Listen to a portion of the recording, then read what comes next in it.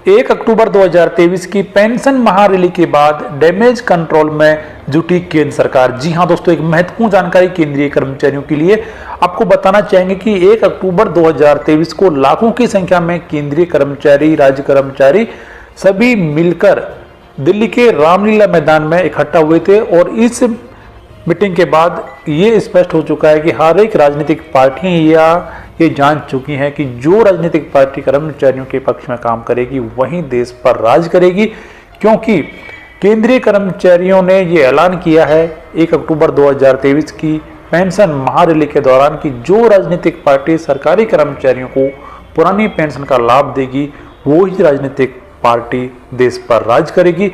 तो इसी को लेकर केंद्र सरकार ने कई महत्वपूर्ण कदम उठाए हैं, जिनके बारे में इस वीडियो में आपको जानकारी दी जाएगी। वीडियो में आप लास्ट तक बने रहे। केंद्रीय कर्मचारियों के द्वारा 1 अक्टूबर 2023 को जो पेंशन महारैली आयोजित की गई थी उसकी सफलता के बारे में आपकी राय कमेंट बॉक्स में लिखकर जरूर बताएं। कर्मचारियों के लिए सबसे बेहतर पेंशन योजना के बारे में आप क्या सोचते हैं वो भी कमेंट बॉक्स में लिखकर जरूर बताएं। तो केंद्र एवं राज्य सरकारों के कर्मचारी संगठन पुरानी पेंशन पर अब निर्णायक लड़ाई की ओर बढ़ रहे हैं। कर्मचारी संगठनों ने सरकार को स्पष्ट तौर से बता दिया है कि उन्हें बिना गारंटी वाली एनपीएस योजना को खत्म करने और परिभाषित एवं गारंटी वाली पुरानी पेंशन योजना की बहाली से कम कुछ भी मंजूर नहीं है।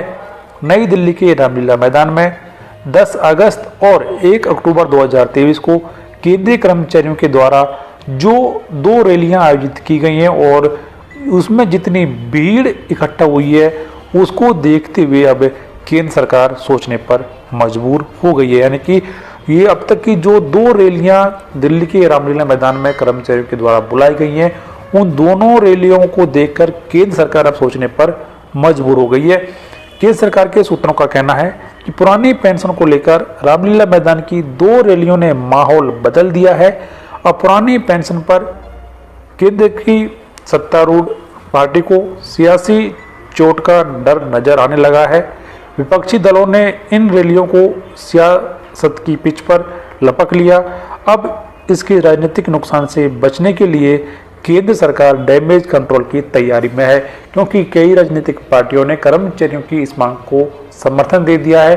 जैसे कि दिल्ली की जो सरकार है, सत्तारूढ़ पार्टी आम आदमी पार्टी, उसने भी कर्मचारियों के पक्ष में ऐलान किया है। वहीं कांग्रेस पार्टी ने कई राज्यों में इसका ऐलान कर दिया है और कांग्रेस पार्टी ने भी कर्मचारियों के द्वारा जो रैली की गई इसका समर्थन किया है और कहा है कि यदि उनकी पार्टी सत्ता में आती है तो कर्मचारियों को पुरानी पेंशन का लाभ दिया जाएगा। और वर्तमान सरकार से भी कांग्रेस पार्टी के द्वारा अनुरोध किया गया कि कर्मचारियों की इस मांग पर गौर किया जाए।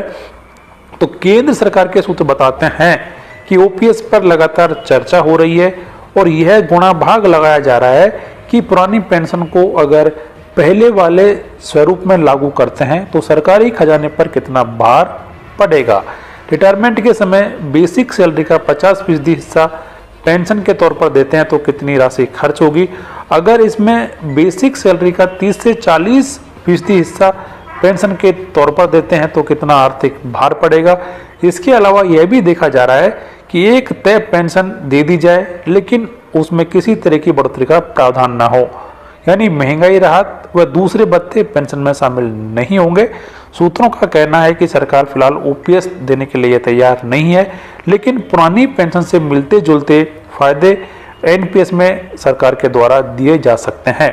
सरकार ने वित्त मंत्रालय की जो कमेटी गठित की है उसमें ओपीएस का जिक्र नहीं किया गया है, उसमें एनपीएस में सुधार की बात कही गई है।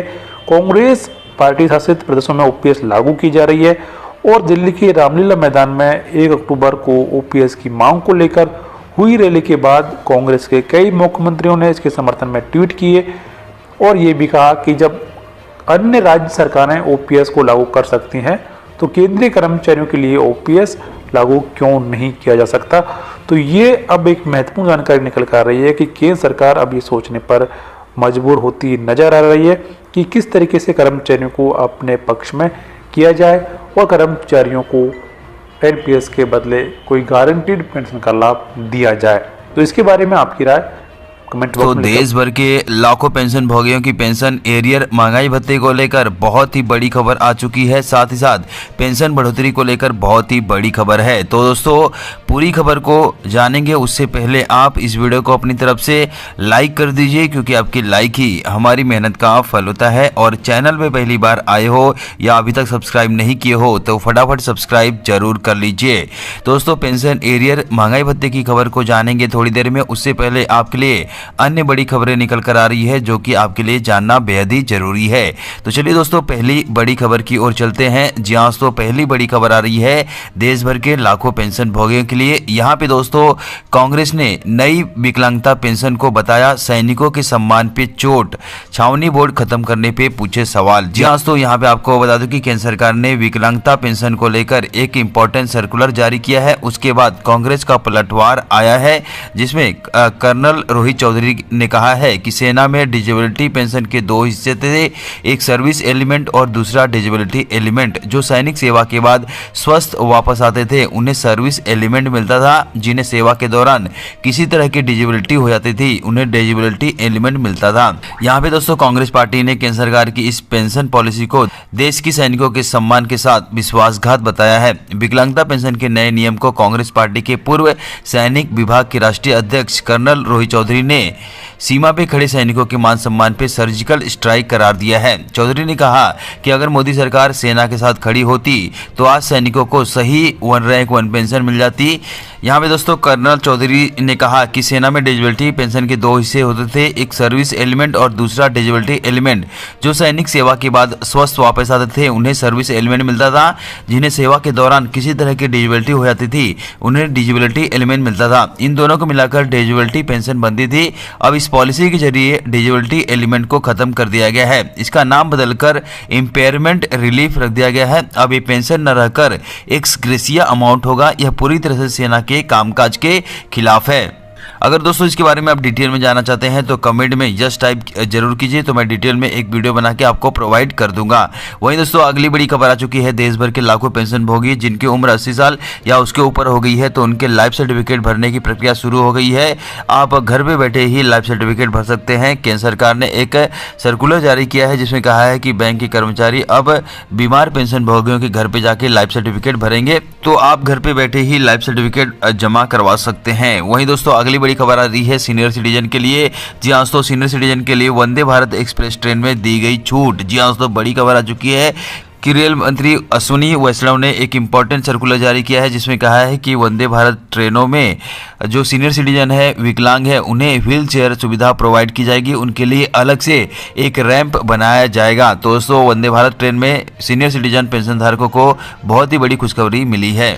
वहीं दोस्तों अगली बड़ी खबर आ चुकी है डीए को लेकर। जी हाँ दोस्तों डीए का अनाउंसमेंट ना होने से कर्मचारी और पेंशन भोगी नाखुश दिखाई दे रहे हैं। उन्हें लग रहा है कि डीए का अनाउंसमेंट होगा या नहीं होगा, क्या उनकी डीए को रोक तो नहीं दिया जाएगा। ऐसे में दोस्तों पेंशन भोगी हो या कर्मचारी हो सभी लोग ऐसा कयास लगा रहे हैं। लेकिन दोस्तों यहाँ पे आपको बता दूं कि कल आपके डीए का अनाउंसमेंट होने वाला है। जी हाँ दोस्तों केंद्रीय कैबिनेट की बैठक कल फिक्स कर दी गई है, कल इसका ऐलान हो जाने वाला है।